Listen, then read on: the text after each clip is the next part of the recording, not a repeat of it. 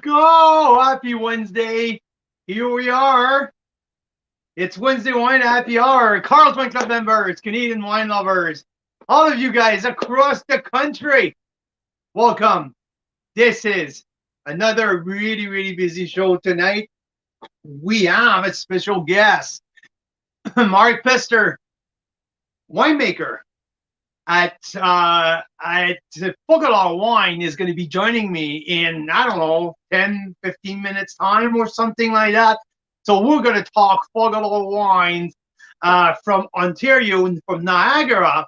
We're going to chat about the whole Cabernet Franc program, his own Riesling program, how he source his wine. So it's going to come in like 10, 15 minutes time. So we're happy, excited. It's going to be a lot of fun.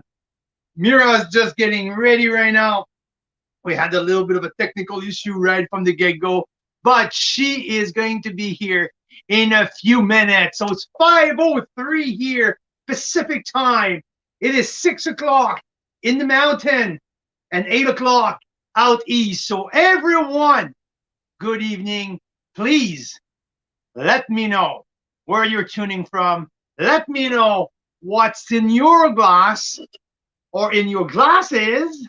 Doesn't matter how many wines you have open. Let me know what's in it, where you are tuning in from, and yeah, if you're excited to chat about this amazing, this is an amazing brand. I'm so excited to chat with Mark about the whole program. So Vicky's just tuning in. Vicky Holmes, hi Vicky. Hope you're doing well from Ontario.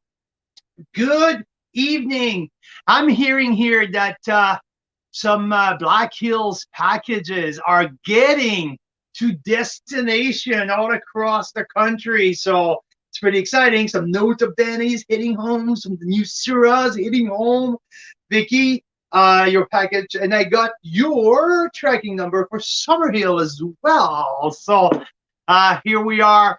So after talking Fogolar Wine, we're going to talk about Carl's Cellars, because starting tomorrow, we are starting a stretch of 11 nights hosting someone from each and every wineries from Carl's Cellar.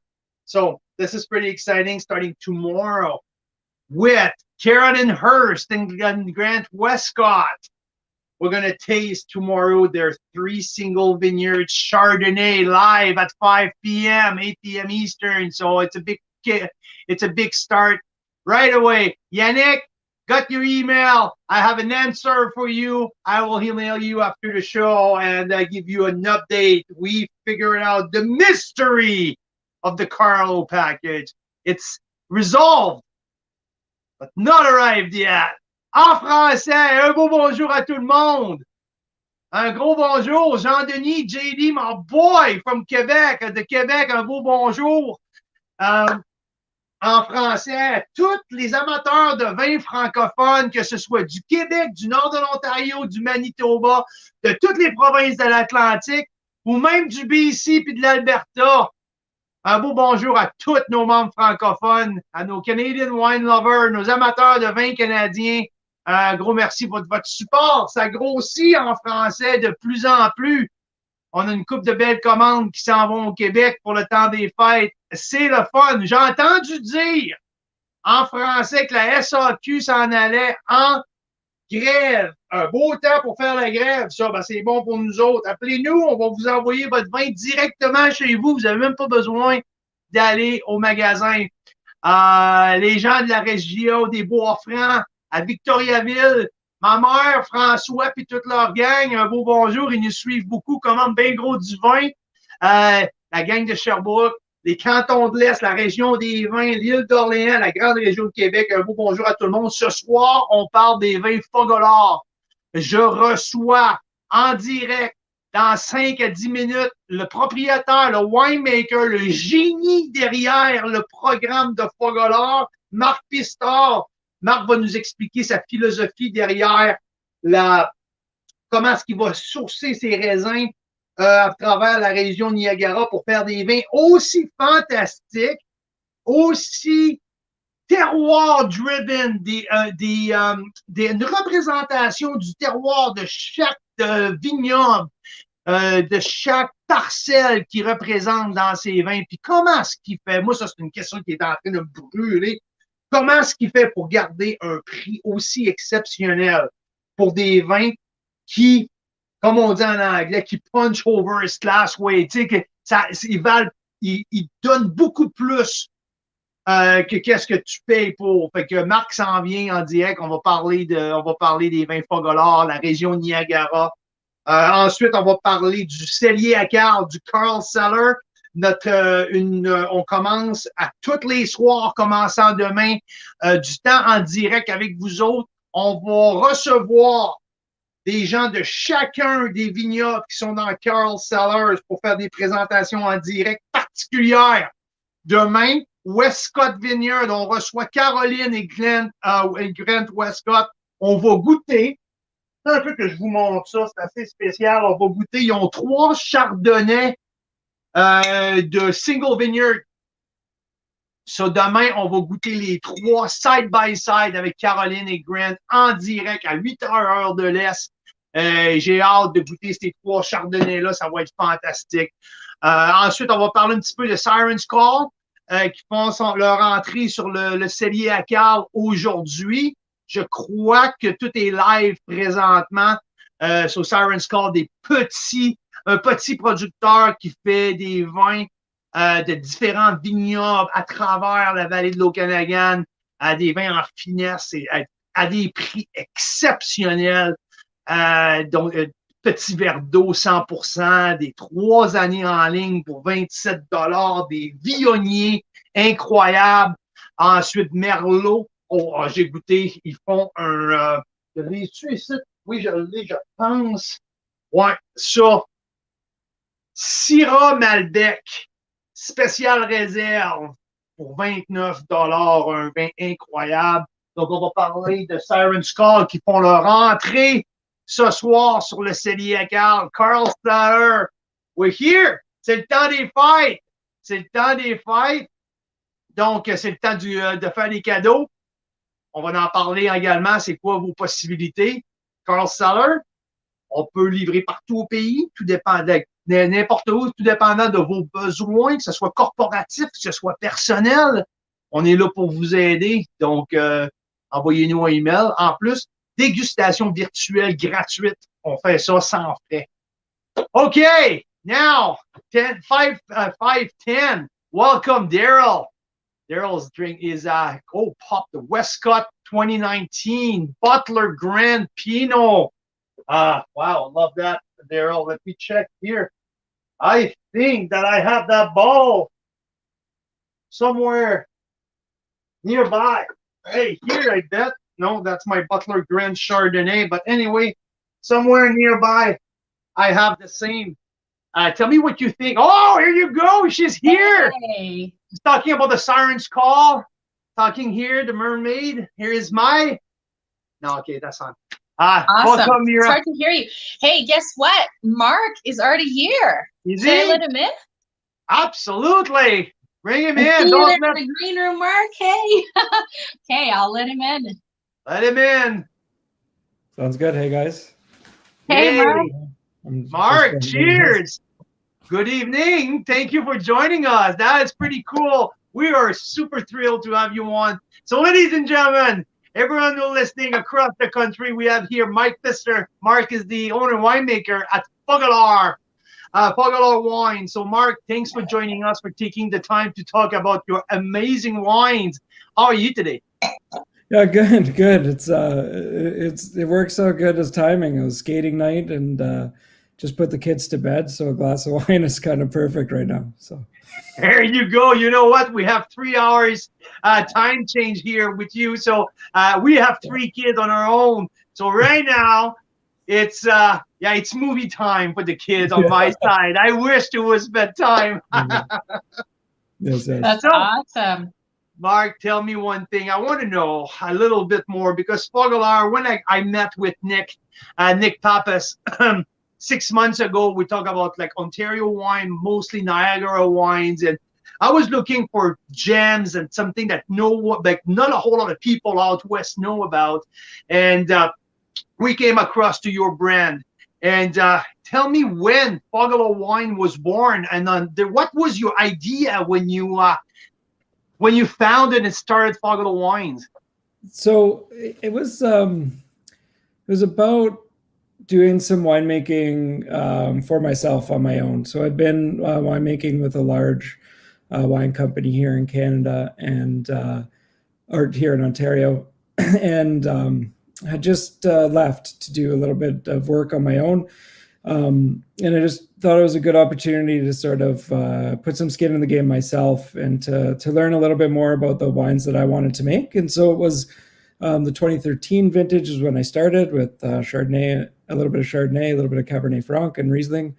And they're just varietals that Ontario does wonderfully, that we have the opportunity to sort of gain recognition, I think, on the world stage and hopefully across Canada as well from for the wines that we're making here. And Fogolar is a term that sort of represents my heritage. So my grandfather's from Udine in northeastern Italy, in Friuli, and the Fogolar is the symbol of the family where you gather for food and it just sort of worked because my last name wasn't as perfect for the front leg. So Fogolar was a concept that we came up with, and it was about just making small volume. I had I knew and know some great growers and had access to some absolutely phenomenal vineyards, and I thought, why not take a hand at the styles and the wines that I really, really love. So the Chardonnays tend to be sort of really pushed and opulent when I do make them. I don't make them every year. My Cabernet Franc, I've been exploring vineyards and getting to learn what Ontario expression is, but I have access to the Peconi vineyard, which is phenomenal, wonderful. And then from a Riesling point of view, I'm really sort of open and trying new vineyards. So the 2019 white label is a blend of predominantly two vineyards, the Hughes Vineyard and the Hank Vineyard, which I have also as single vineyard offerings. And when I do the single vineyards, it allows me to sort of see what those vineyards are about. And the white labels that I make really allow me to get it at an effective price point, but the quality is all there because it's all being blended from a really great single vineyards. And sometimes I really like their balance and their expression better than the single vineyards. Actually, it's just allowing the single vineyards to shine is also very important to me. That concept really resonates to me when we're talking about like the terroir focus of the single vineyard. Obviously, to me, I was super excited to go try these single vineyards. But before we talk about the specific wines, I want to hear a little bit more about your progression. So you were with Arterra, so you held a pretty high position with Arterra. It's like one of the big five in the country. So you know about the big corporation. You know about the big production. So you learned and you grew up into these kind of umbrellas. Did you have the chance to go overseas and work in Italy where you were born, or work anywhere somewhere in the old world? No. So my only experience outside of Ontario, and so I trained at Brock University in the Cold Climate Enology and Viticulture Institute, and I still teach a little bit there as well, which is really fun and exciting. But during my degree, I went and worked in British Columbia with Bruce Nicholson at Jackson Triggs Okanagan. But really, when I left and when I thought about what I wanted to do from a winemaking point of view, I didn't have any plans to venture overseas. I really wanted to stay grounded in Ontario. I knew that I was going to live and work in Ontario. Sort of like that was pretty set in the plans. And so I think there's experience and opportunity to gain outside of it, but with the variations that we have in vintage and the variety of terroir that we have, just learning Ontario is a long enough adventure itself that I wasn't really focused on getting out. So I went to BC for that first year. I had a great experience, saw those vineyards, but not a lot of what I do here in Ontario translates from what my experience was in BC. Those grapes are different. That terroir is different. The winemaking is completely different. And so I never really ventured outside besides my experience in BC. But I think a lot of that was because my focus was here in Ontario and learning and understanding our vineyards and our areas. And definitely you learning at Brock, and Brock is there's such a great reputation for winemaking and enology. So you know the terroir in and out from Ontario. So when we look at your portfolio, yeah, learning more and more, I would say, yeah, because you never know. Yeah, I'm with you. I'm with you. So the concept, to me, my burning question, and I was dying to ask you, how can you keep the price point at that entry level?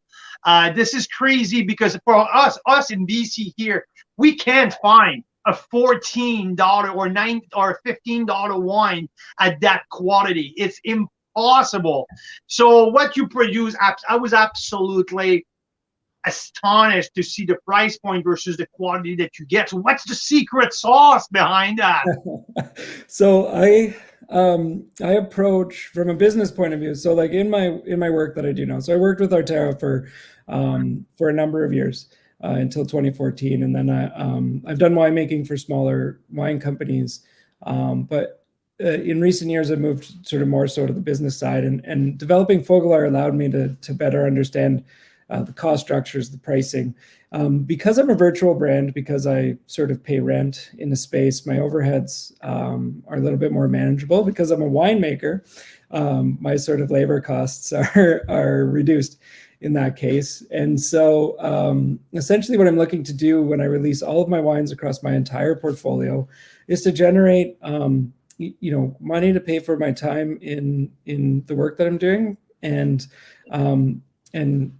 maybe a little bit of profit that's there if I'm looking to expand. So I'm really not, it's not, the brand itself is more of an opportunity for me to express. And so when I look at what my pricing is, I price myself across my entire brand portfolio.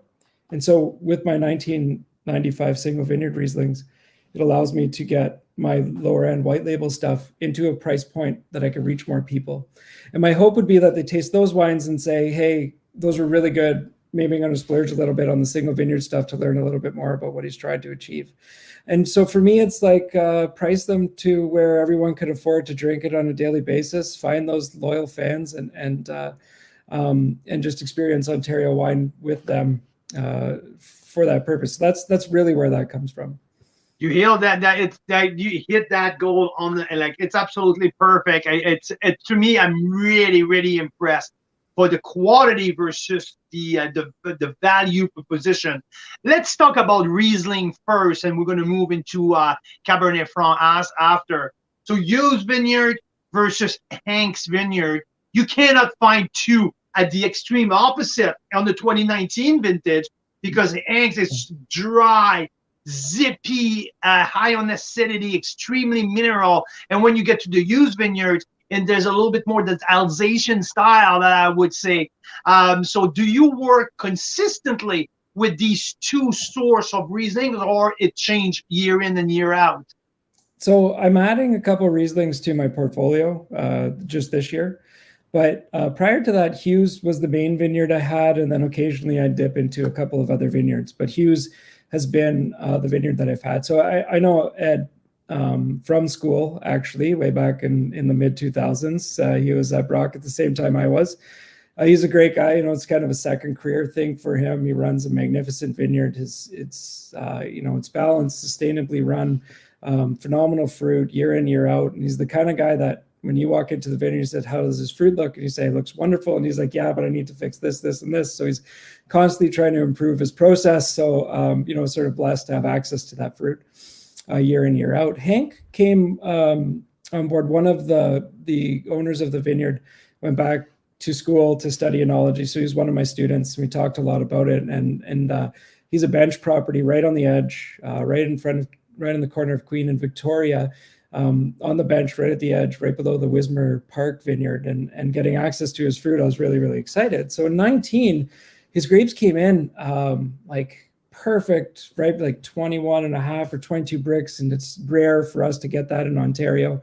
And so I thought there's a real opportunity to try to push the expression of a dry style. My favorite style of Ontario Riesling is the arrested fermentation, lower alcohol, higher residual sugar, but that finds balance and wonderful expression.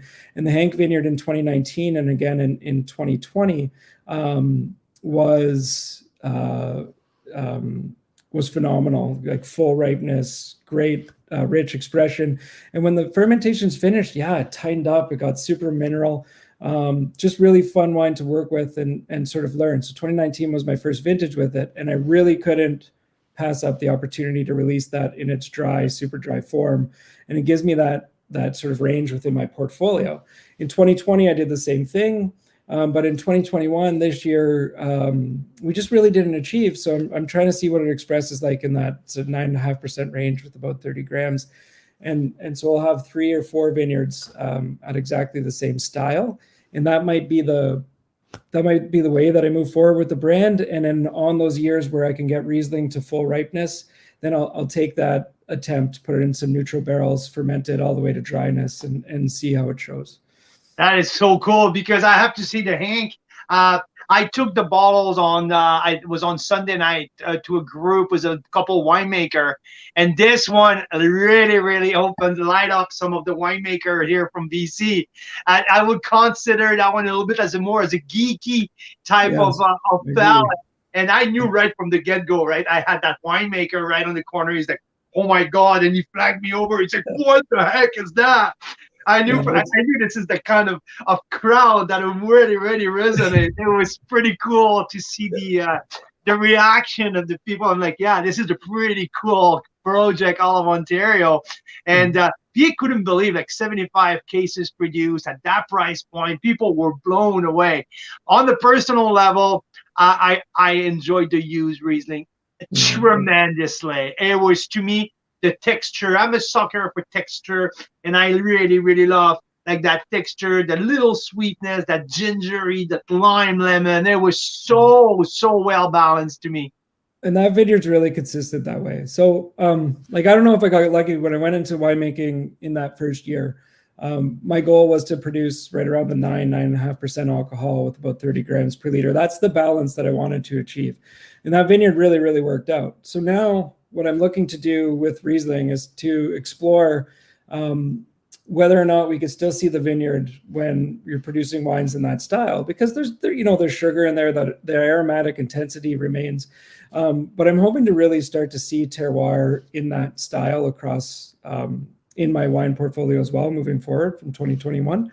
And then, like I said, when those opportunities come up to do something really winemaking geeky like this Hank Vineyard Riesling, then I'm going to take that opportunity every day of the week. But the hues and that style of Riesling is something that I really personally enjoy, and I think it has the opportunity to reach a lot of people and have a lot of success. Whereas the Hank, I think it's wonderful, but like you said, that winemaker at that table is going to absolutely love it, but everybody else might be a little bit thrown by the intensity of the acidity and that palate is pretty wonderful, but it's not it's not for everybody. But the beauty of that, and I think like the wonderful part of that concept is you have different things to back up.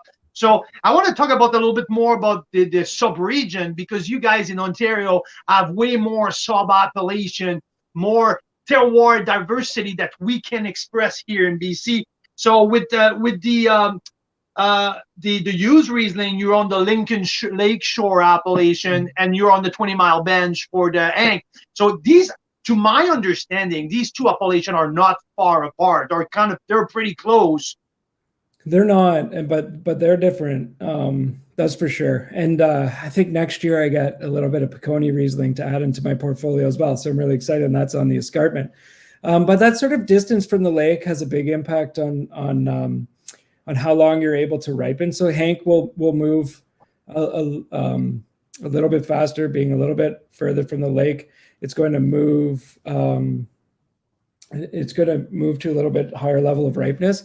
It's also on a more shallow soil that drains faster, and that reduction in overall water is going to change a lot. And then I think it's really important to understand that not only that sort of place in the soil, But the people that manage those vineyards have such an impact on what that final expression is as well. So, you know, and then you have the winemaker who's, you know, in some cases trying to get out of its way, and in some cases, you know, maybe doing a little bit too much.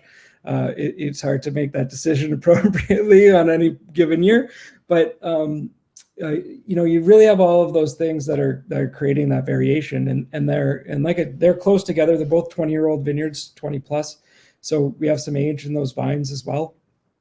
But the sort of richer soils in the Lincoln Lakeshore, its closer proximity to the lake, allows me to leave the grapes on a little bit longer before the sugar gets too elevated and the acidity gets too low. And so you can really get full flavor development, but mostly what I see in the hues is you get that really rich pellet development. And then the Hank vineyard starts out, you know, super ripe and really, really rich, but then it goes really mineral and tight in fermentation in the winemaking process. So it's only 3 years with that vineyard, so, you know, I'm trying my best to sort of understand it, but the Hughes Vineyard, it's a little bit longer of a relationship, and it sort of expresses the same every year. In 2020, I got a little bit less of the early petrol development that I got for its entire life. So something different happened in 2020. It was a warm vintage, and I would have expected more, but it really maintained more of the fruit. But the Hughes Vineyard expresses a lot of petrol or early honey notes just naturally. So I think it's just where it grows and how it actually grows. Because I get other vineyards that don't show them at the same point. But the nice thing about that is that I hit that early petrol development, but I still have 2014s that have never gotten more. Oh, petrol. That's interesting. That's it's really interesting. Holds for a longer period of time in the bottle. So. That's cool. So it's a very good segue here, Mark. And I think Mira's going to bring the question, because it's a burning question across the membership here. Petroleum, what's that mean? How's that happen? Mira, can you please get with the question? I saw it coming. Well, that's exactly the question. What does that mean? How does that happen? So Derek was asking, you know, when you're saying it's intense, does that mean lots of petrol? And I've heard that question before. So tell us about the petrol. What's that all about? Because that's a distinctive thing about Riesling, right? That you can get a little bit of almost like a gas station when you smell it, right? Yeah. I didn't get a ton on the ones we tried from you, but I have had Rieslings where it's like, whoa, overwhelming, right? So tell me more about where that comes from. Yeah, and for me, it's really important that I'm keeping that in control. I obviously accept it if it's part of what the expression is, but it's a chemical that has an expression that's either described as like kerosene is a little bit closer than maybe, but petrol is the English term for gasoline. So whatever that small amount of expression is, but it's an aromatic that's present.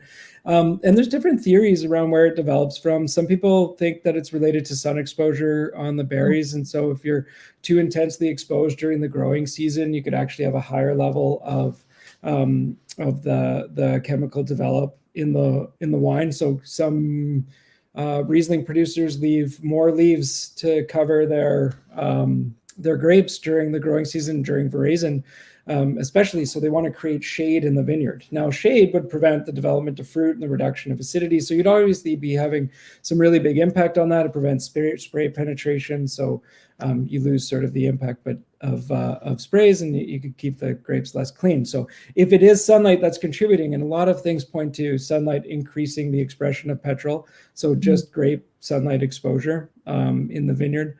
If it is just from that, then that's something that we can do viticulturally. But even in the hues, which is sort of a halfway in between shaded and unshaded from an expression point of view, it shows petrol at a higher level earlier on, just naturally. So I think there's some elements of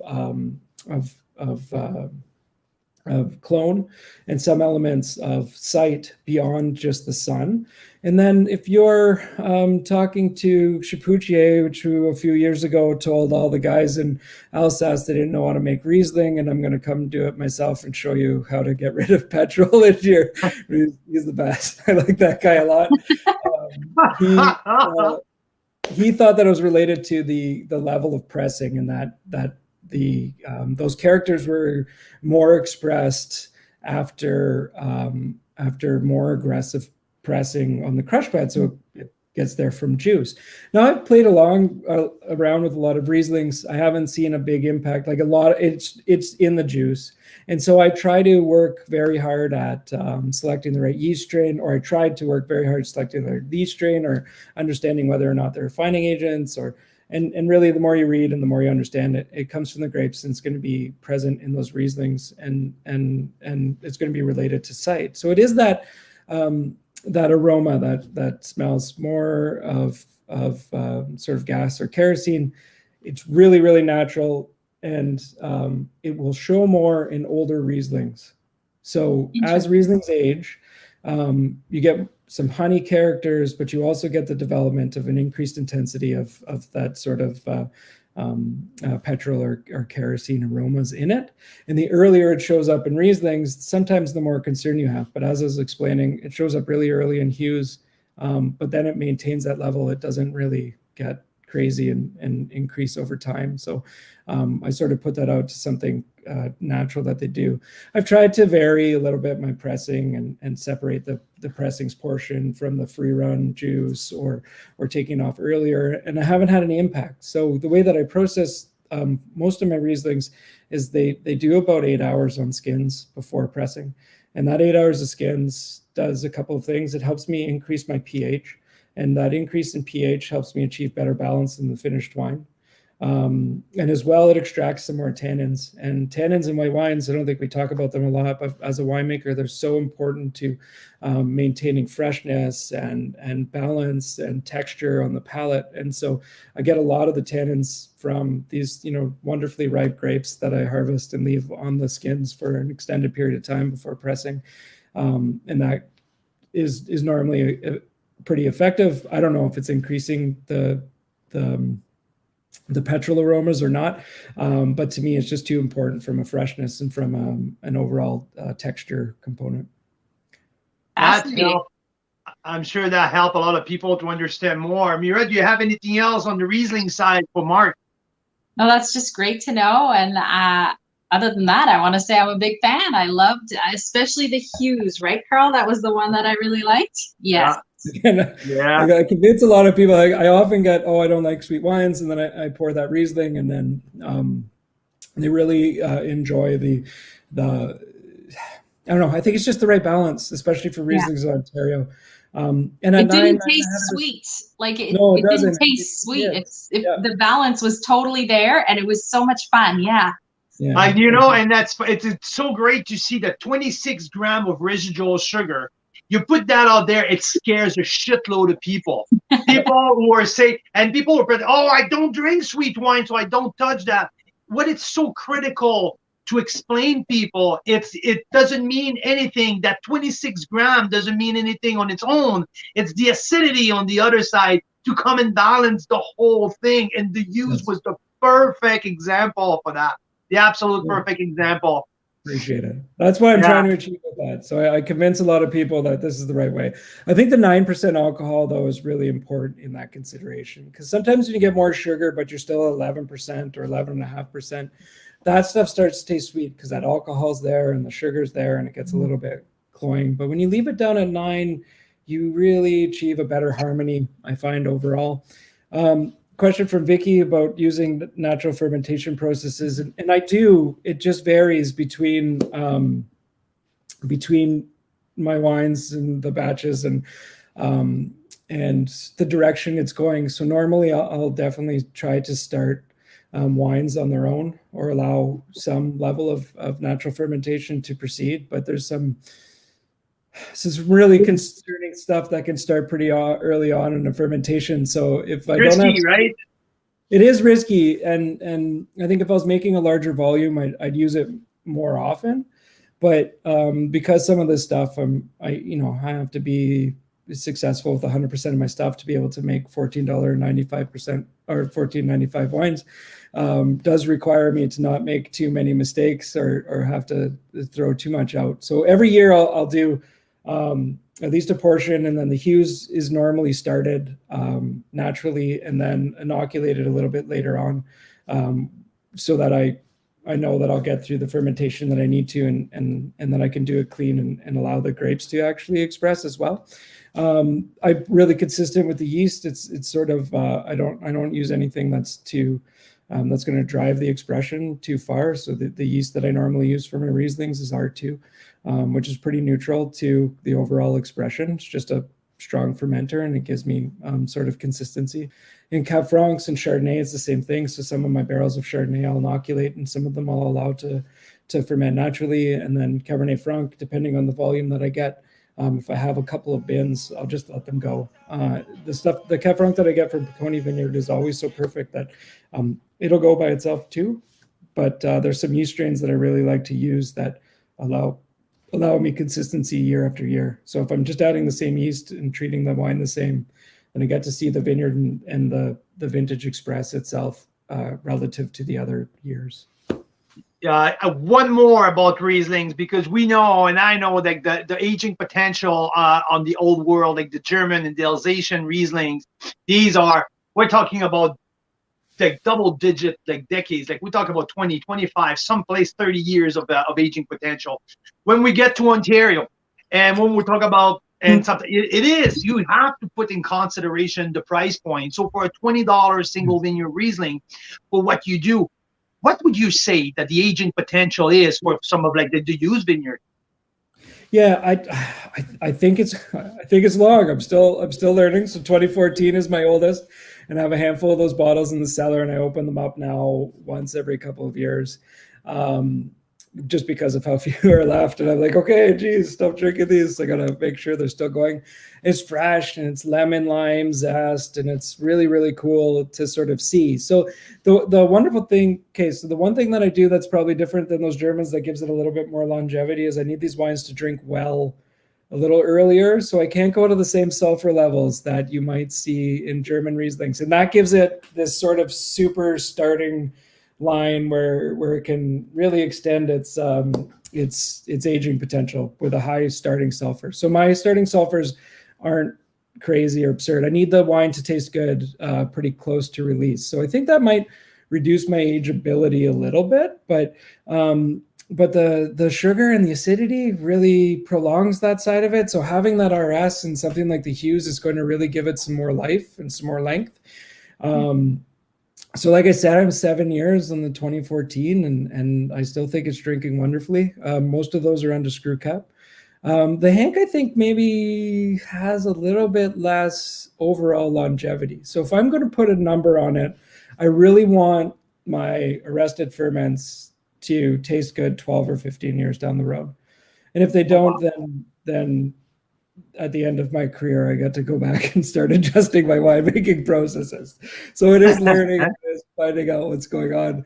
I'm really happy with where the processes are now. So I'm going to hold them, but as I see that going. But I think comfortably we should be able to get top shelf Rieslings in Ontario, aged out 15 to 20 years, and showing great freshness and expression. I have a couple of old Inniskillen single vineyard Rieslings in my cellar that I'm looking forward to trying. So they're getting into the 17 and 18 year range, and I've had a couple that have been that long and just looked wonderful.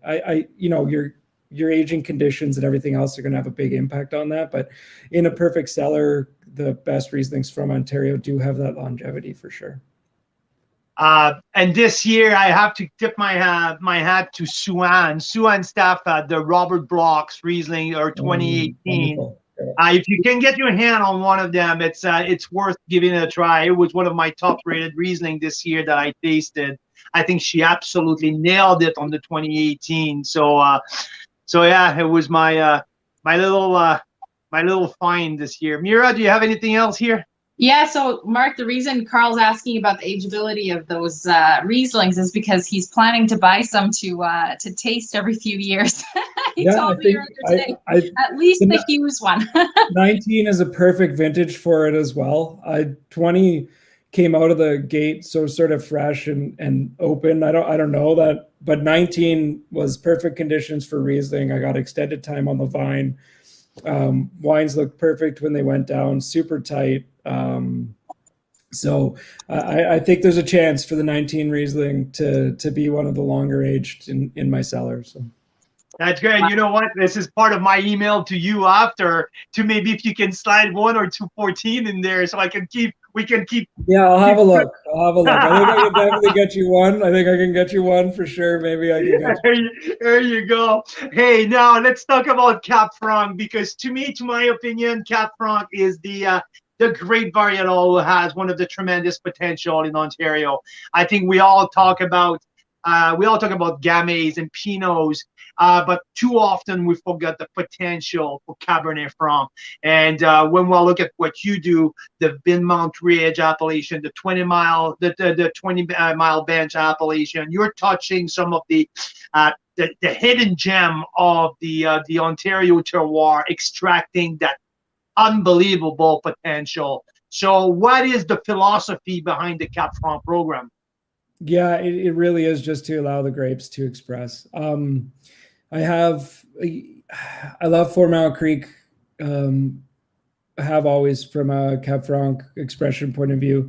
I worked with Fred DeProfia at Pondview for a couple of years, and the Franc off of that site is amazing. And then there's this sort of perfect, I think, soil balance that goes with it. And we didn't do much to the Cap Franc, right?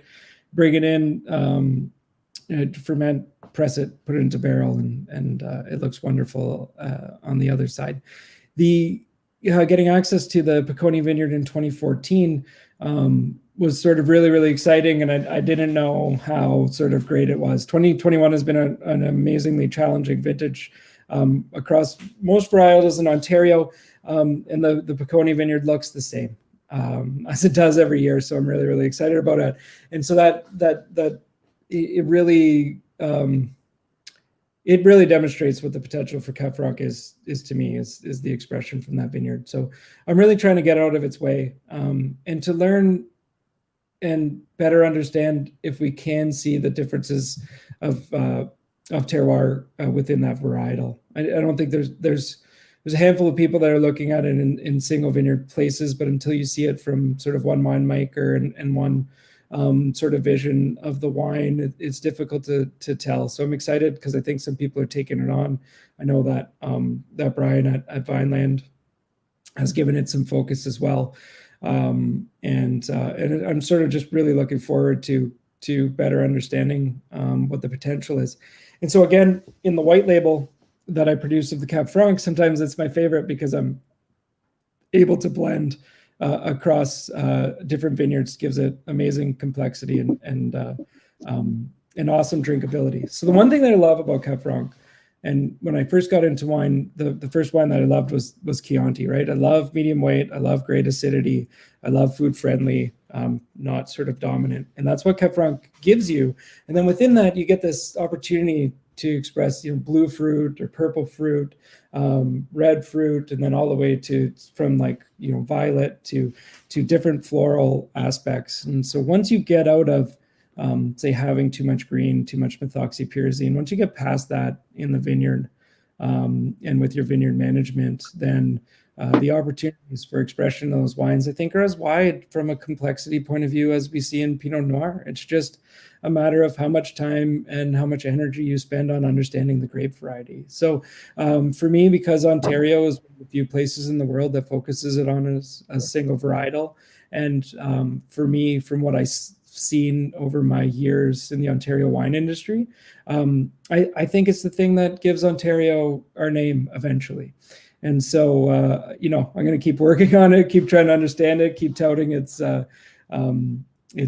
potential, and hopefully find a whole bunch of fans that want to partake. And you tell me if I read correctly what you made. But when I go to the Vinmont Ridge, the Peconi Vineyard, I found precision, concentration, and really a purity of the site. That was, to me, it was a nice concert. It was really, really pure. And I go to the 20-mile bench one. It was more on the ripe fruit. It was more a little bit like easy drinking, a little bit more not that's pinpoint focus, but more on the approachability and a little bit more spice. And when you go to the white label, it was just an amazing, easy drinking, balance, but beautiful. Like to me, it's the acidity versus the you mentioned the red fruit and the blue fruit. So yeah, and I think you're bang on it, and that's what I'm trying to. Well, I don't know the single vineyards how they're going to express. I know Piconi does that every year. It's focus, concentration. It's always tight. The Openlander vineyard is much more opulent, much more floral, sort of soft, and easy to get into. But if you leave that there as it ages out, right? So I'm really looking to find a vineyard that gives me some more power. And I saw a comment come up about it, a more rustic expression. I could do that in my winemaking, but I really don't want to force these things. I'd rather keep my winemaking pretty consistent and find out if the wine on the other side is going to have that expression. I do agree, though, we could get super rustic Cab Francs. I had the Carmone from Friuli, the Carmone Cab Franc, which is sort of like a $15 right entry level the other day, but blind with the guys that I work with, and so we all sat down and like, is this Niagara Cab Franc? Because it's not quite, and so we weren't bang on. No one picked for sure that's where it was from, but you got the feeling and the overall impression of Cab Franc, and I loved it because it sort of shows that maybe it's showing that site. I don't taste a lot of Cab Franc from the rest of the world. I buy as much Loire as comes through the LCBO that I can, to sort of understand that, but a lot of the other places charge a pretty high premium to access their top stuff. So there's not a lot of middle road stuff. So I really love the white label for where it can place Cab Franc, meaning approachable, great on the table, and showing sort of all aspects. And then when we get to the single vineyards, it's really just about understanding terroir. So I'm down in the 75 case range. Those ones get a little bit more pricey, but again, that's directly related to the cost of the grapes. And then for me to be able to keep the white label at the price that I have it at, I have to ask a little bit more for those single vineyards, for the people that want to get into that sort of experience and better understand where those wines are coming from. Again, well done. 1995 or 19 under $20 for that white label Cab Franc. It's magic to me. It needed. Yeah, it is. Like I give it a 92 points. To me, it's one of the best value wine in terms of red, because the approachability, and you keep the alcohol level pretty darn low on each of them. For me, being sitting here in BC, we see a lot of Cab Franc clicking at over 14 points, and too often I feel like it's a smack of a shovel right in the face. And there's a freshness in there. There's that dark chocolate to linger, the violet, like the floral aspect that we don't get from BC. So this is this is beautiful. I think that's really important. That's when I compare what my experience was in BC versus Ontario. It's all about, so BC runs to sugar in the vineyard before you get phenological ripeness because of those enormous sunlight hours, because of that really, really dry summer. You get an early development of sugar, so you have higher alcohol levels, and that's, whether that's good or bad, that doesn't matter. But for us in BC, when I was making wine there, in order to achieve full phenological ripeness, you had to wait a very long period of time, even though the sugars were there and the acid had already fallen off. In Ontario, and especially for Cab Franc, we can get that right around the perfect time. So you're coming out of October into November, grapes are getting up to 22.5 or 23, but the tannins are really rounding out. The seeds are getting brown, and it's sort of reaching, full phenological ripeness. It's never as big as these other places.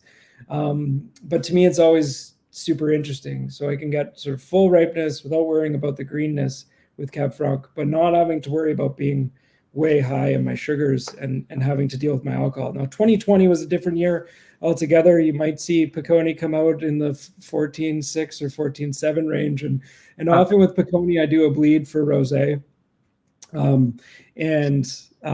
It's from grapes, so it's like 23.5 or 24, but because it's not a red ferment, I don't blow off any alcohol, and I normally end up close to 14% in my rosé. So these big, stupid, really. Hey, we'll forgive you for the 2020 vintage. It's forgivable. So I'm really excited about releasing that wine and a couple of the other ones from 2020. They're really special and spectacular. They take all these up a notch, but 19 was super fresh in the Cab Franc as well. So, I think I'm down to my last 100 or so cases of the white label, and I'll be putting the 2019 down pretty soon, the Piconi single vineyard in my white label.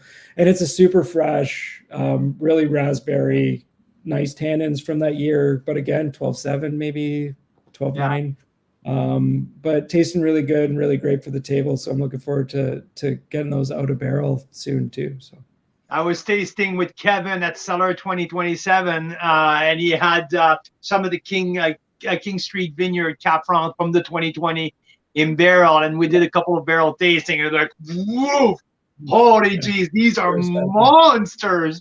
Do you have your eyes on a Cab Franc from a different appellation that you're doing right now that you're eyeing, and you say that's good? So this year I bought fruit from Wismar as well, so Cuesta and his Foxcroft. Okay. And those are coming out. They're really sort of pretty and fun. 2021 again was a little bit strange of a vintage, so like, I can't make any statements. I'm hoping to get them into single vineyard if they're good enough, and so far they look good. I have Openlander again and Piconi. I'd really like to dive a little bit closer into some a little bit closer to Lakeshore and the Niagara River. I have to get my hands on some Niagara River fruit as soon as I possibly can. I think that's the stuff I haven't played with yet. It's a little bit more rare, especially for Cab Franc to gain access. It's a pretty small strip along the river, but it just sort of brings me back to the Laley Vineyard days when Derek Barnett was heading up the show. Those Cab Francs were for years my absolute favorite, and there's a vineyard called Seeger Vineyard, which is right across the street from Inniskillen, and Albrecht Sager has been growing grapes for Inniskillen since they started.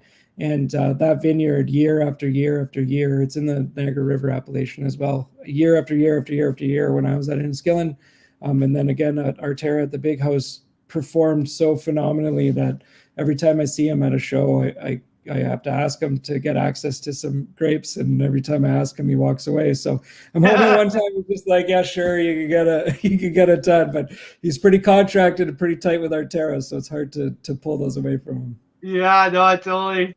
Oh, Mark, yeah, you're generous, very, really generous with your time. So much appreciated, and it was just a pleasure to discover what you do. And thanks again. We greatly appreciate. And I can't say enough for you guys, joining the Ontario bandwagon and pushing our wines across the country. I think it's super important. I love the wines of BC. We need a sort of louder voice coming from Ontario and pushing them across. And I think there's so many other guys like me working as hard as they can to produce, sort of great, super expressive, really fun wines from Ontario that you could find online. And as we get to the point where everyone's just willing to ship them right across the country, then I think it gives us better opportunities for great wines from Canada.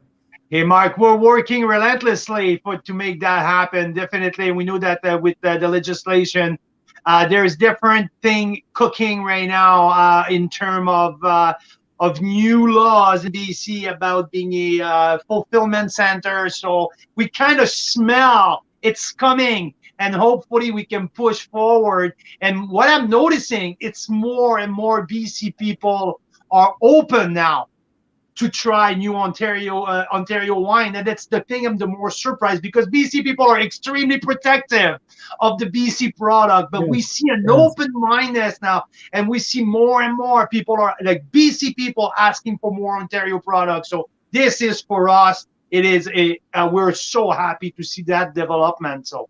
Yeah, and it's true that such strong supporters in BC of BC wines, and getting a little bit of their energy in Ontario is really important for us. But if they're going to pull some Ontario their way, I'm super happy about that as well. Oh, hey, before I let you go, Nick, our friend Nick Pappas just tuned in, and he had a question. He said, "What's your unicorn wine?" So I have me and a friend have had a joke for our Untitled. We're both huge fans of Cab Franc, and when we look at Bordeaux, it's Châtel Cheval Blanc. So That of the doesn't White count. Horse. It doesn't count. Come on.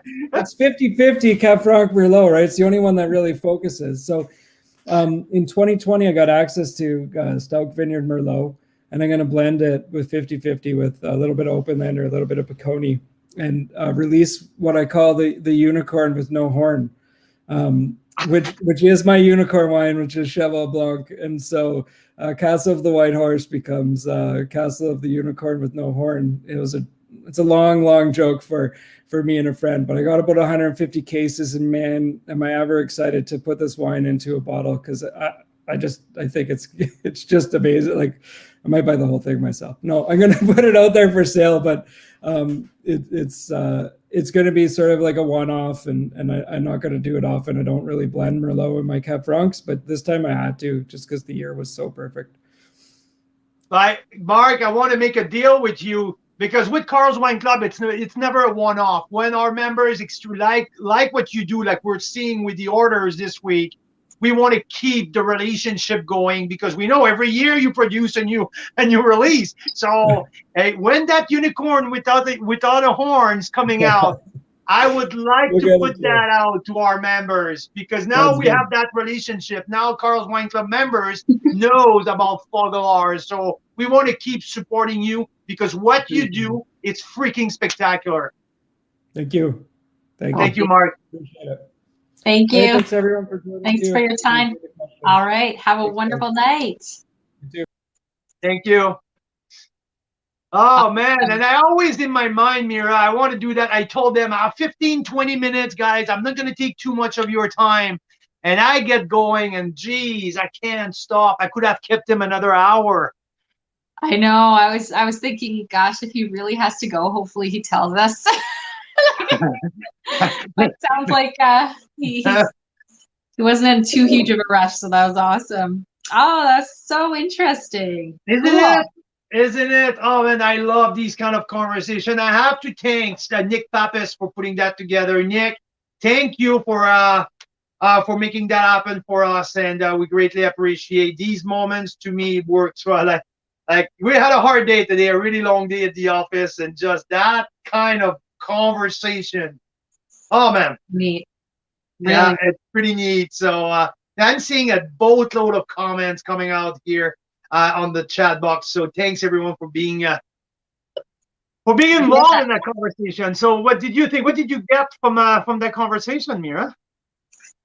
Oh, it's just I love Mark's way of explaining things. I think that's really great to see, and also his passion is super clear. So it's always neat when you drink a wine that you like, and then you connect with the person who's actually made it and what they're thinking about and what they're trying to do.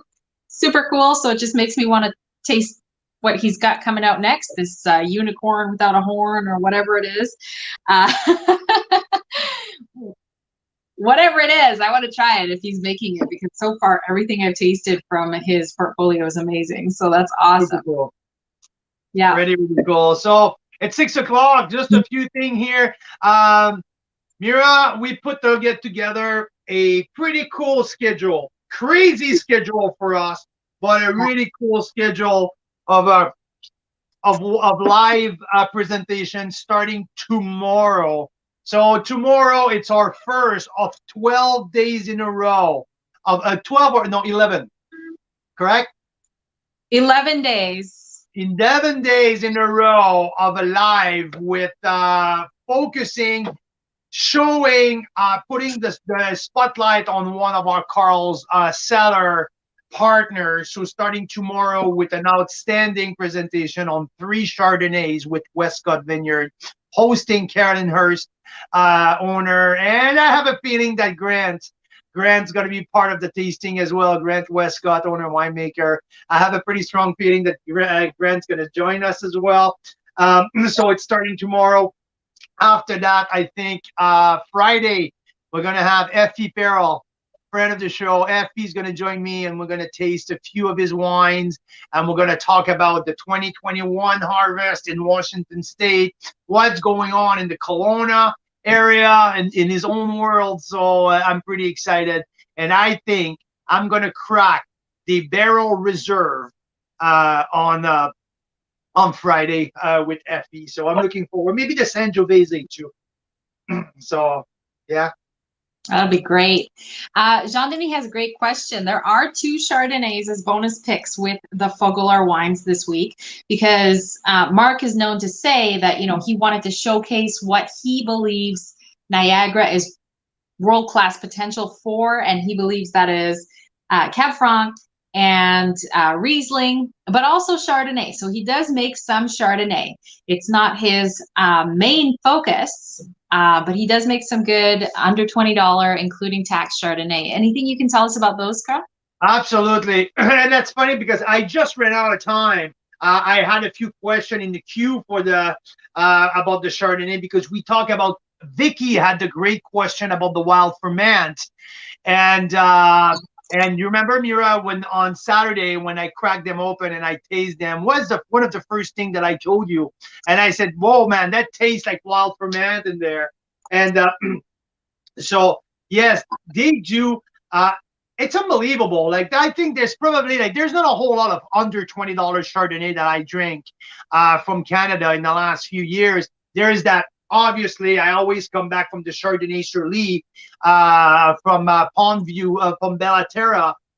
That's one of the most memorable Chardonnay under $20. It's always the first one who comes to mind. But I have to say, these 2 wines from the 17 and the 18 vintage from Fogolar were solid. They were both 90 points to me. And I always put the price into consideration, right? No, they were not perfect Chardonnay. They were not the most memorable Chardonnay I will ever taste. But for $20, it's hard to beat. There's a complexity. There's a roundness in these Chardonnay. There's a beautiful lemon. And interesting enough, there's a big difference between the 17 and the 18. The 18 has a little bit more oak. It's a little bit warmer in terms of alcohol. We even passed the 18 into the Vino. And that's the funny part, because we have the opportunity to try them different ways. And when I had the little passage in the Vino, that 2018, it was really, really enjoyable. So for the one who were wondering about the Chard, yeah, they are worth it. And again, hard to find at that price. And these wines, boom, these are great options for Christmas season as well. So yeah. Okay. And where are we here? Derek's saying, are you doing the 12 days of Christmas starting in November? And basically we are, but it's also a warm-up because here, I have, 2 fun ideas that I'm going to spring on Carl, which I've tried to explain to Carl, but he says he doesn't understand. So let's see if you guys understand what I'm trying to say. You know how when you do a blind tasting with friends, they say, oh, bring it wrapped up, right? Well, we had to go do that with some friends.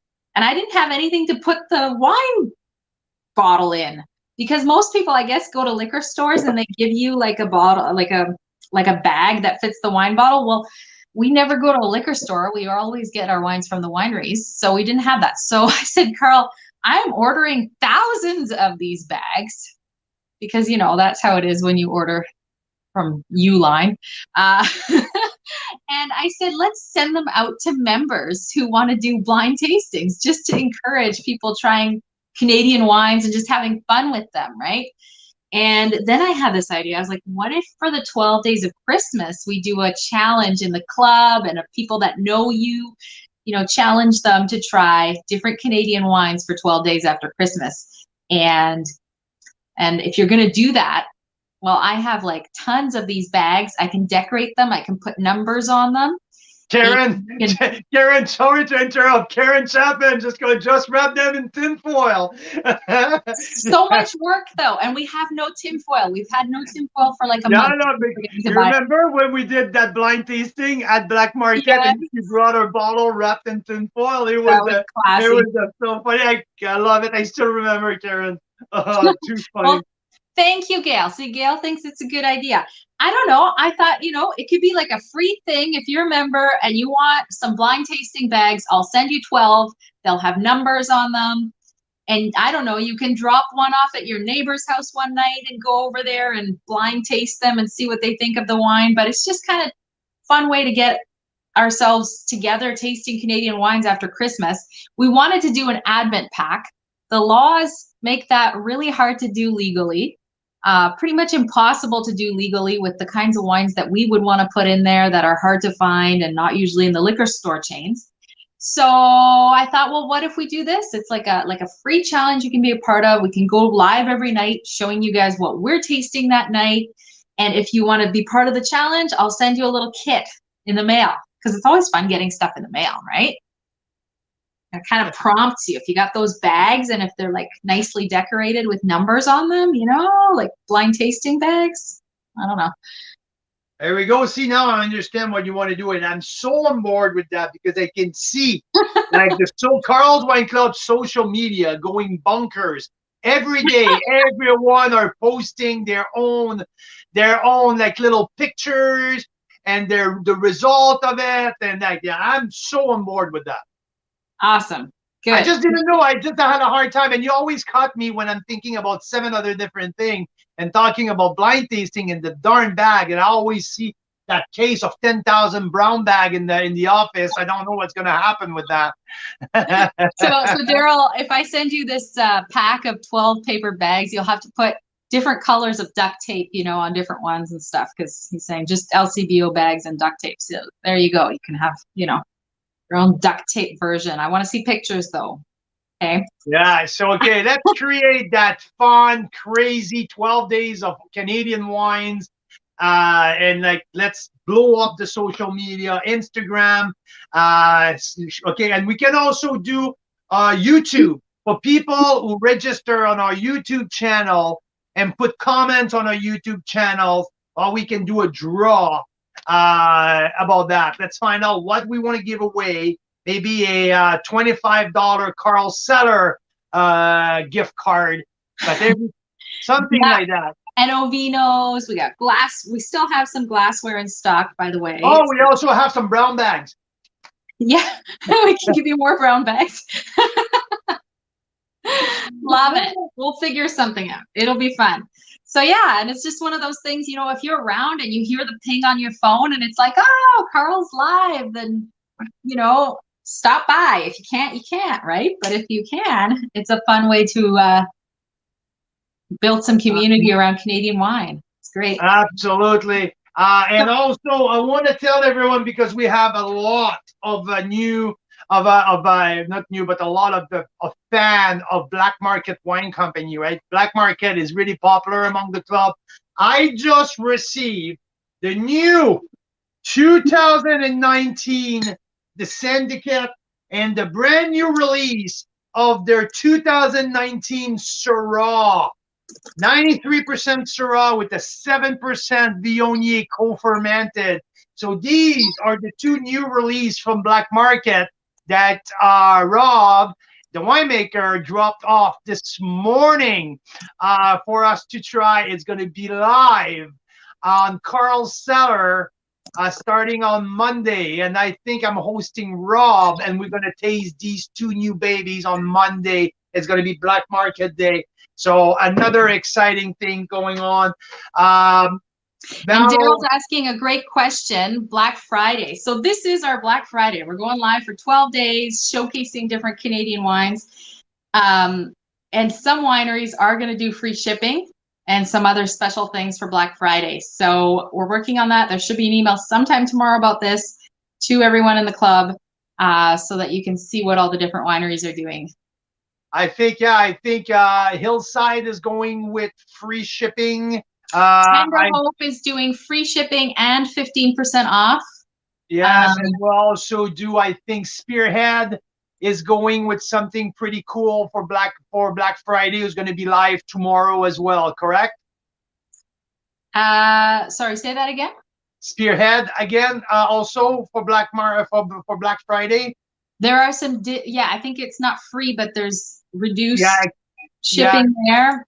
And there's maybe 1 or 2 others that I'm not remembering right now that are doing shipping discounts. And if not, there'll be other fun things. So there's like some giveaways and things you can win if you're buying wine during the next 11 days. So That's fun. What's Vicky saying about samples? What do you mean by samples? Like samples of wine?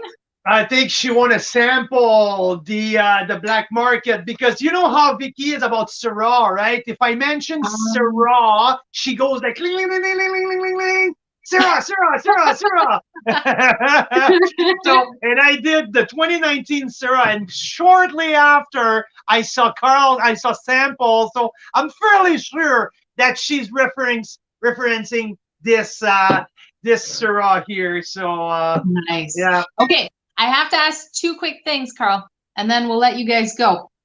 Tingling, yeah, tingling, ling, ling.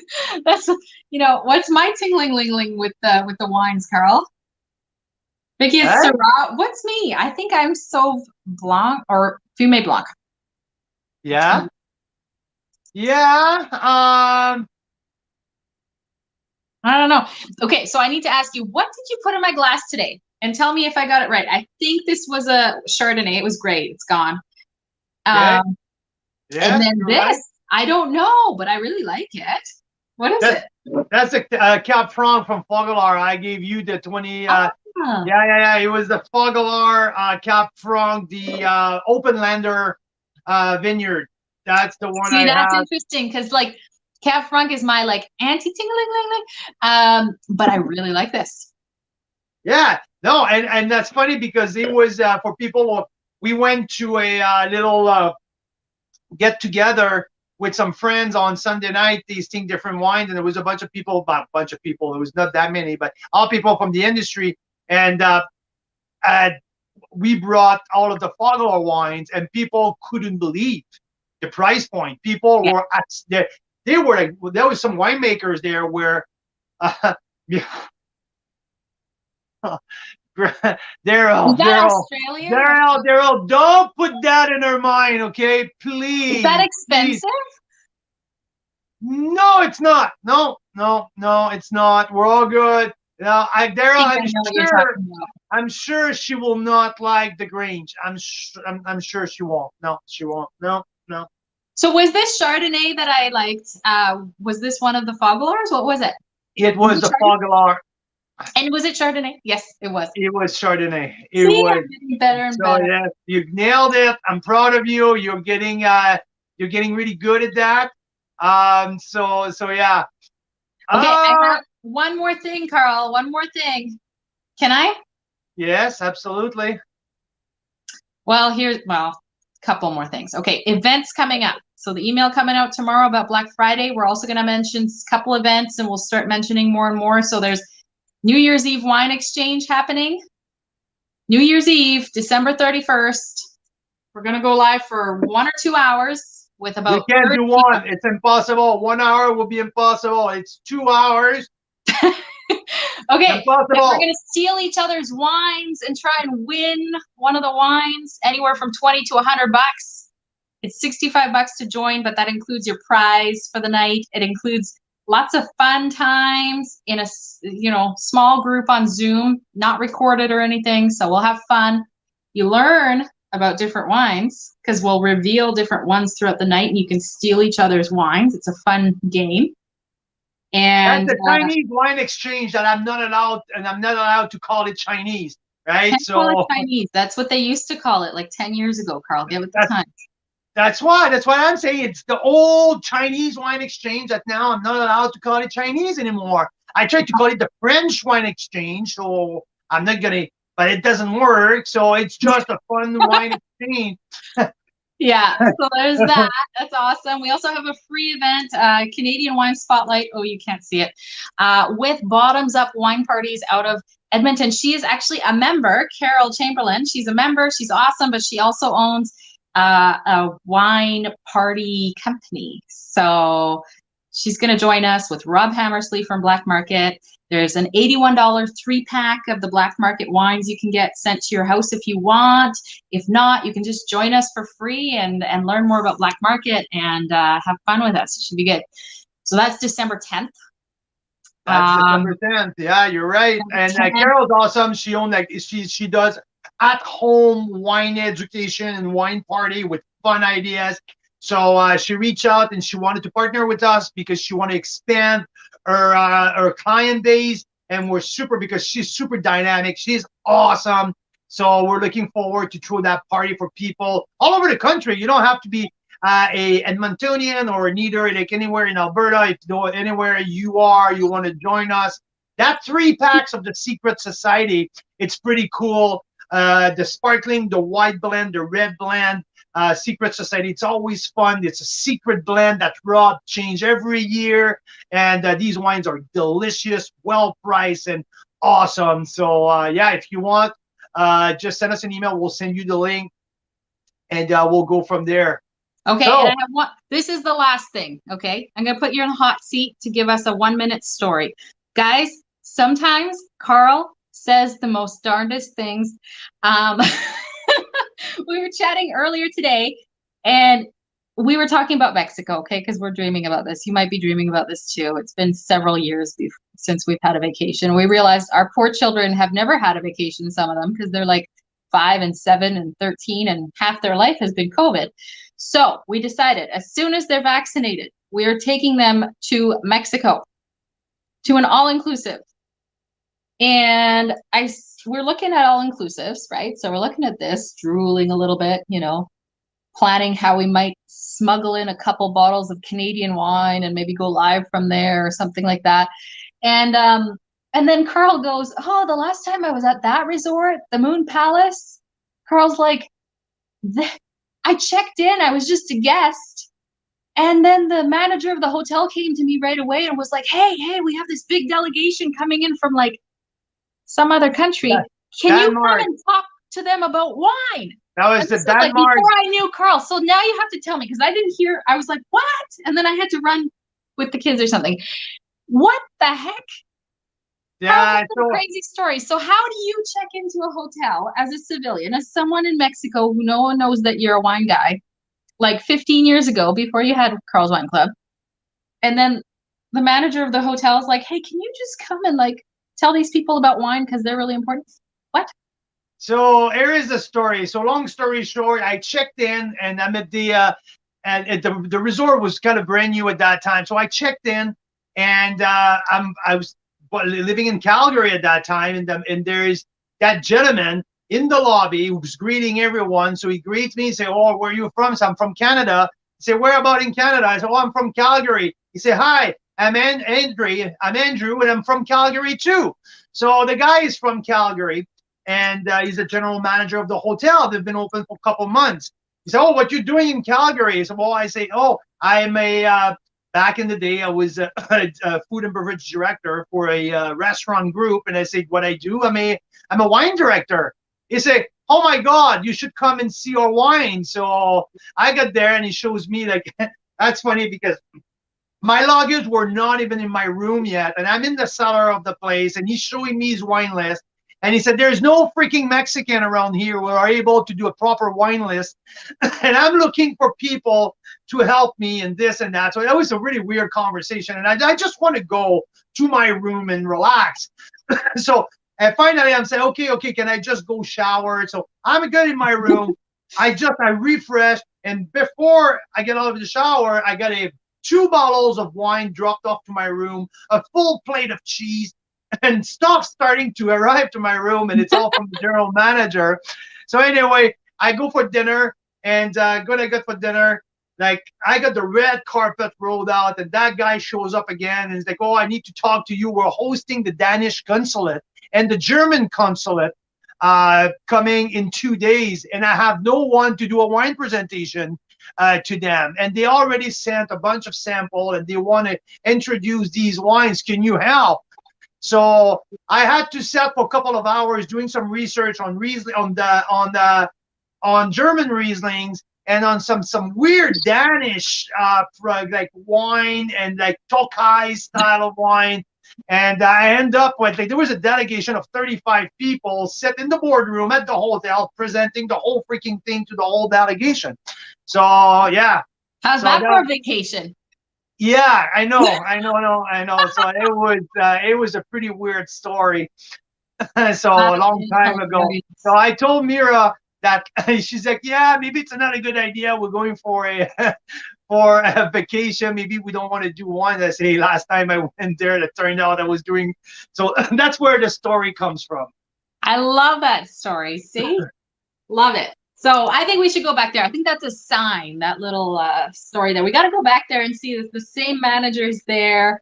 Maybe he wants to like give us free reign of his cellar for the week that we're there, and you know, we can just make sure some of the older bottles are still good and stuff like that. We can take a look at it, and now the kids are going to say, "Oh yeah, Dad, you promised me that you won't work this week, and now I'm spending more time at the cellar than at the water slide." So.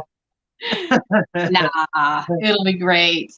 Well, that was fun. Thank you guys so much. I needed that pick me up.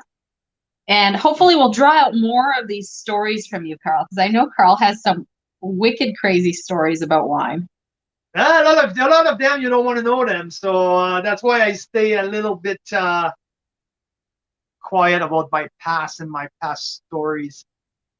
Yes, there's one that involves a private jet and like a $50,000 bottle. That's one to involve a private jet and a $37,000 3-liter crystal in a golden cage. Yes, yes, yes. It's fun. I live vicariously through you, you know. So great. Let's crack something good, and let's make a good dinner, because I am actually starving. Canadian wine lovers, Carl's Wine Club members, thank you for joining us. It was an awesome show. Mira, when you wear that red top, it just like, yes, it does it. It absolutely does it. It's very Canadian. That's why I wore it. It's like, there you go. I love it. Good night, everyone. Thanks for joining us. You guys are the best. Tomorrow, Westcott Vineyard. We're doing 3 single vineyard, the Block 76, the Butler Grant, and also the Carolyn's Block, live with the Westcott. So tune in. It should be epic. Thank you, guys. You have a great day. And order your Fogolar wine if you want to order that crazy, outstanding quality. It's going on until tomorrow. So, yep, that's right. Cheers. Thank you. Cheers. See you next time.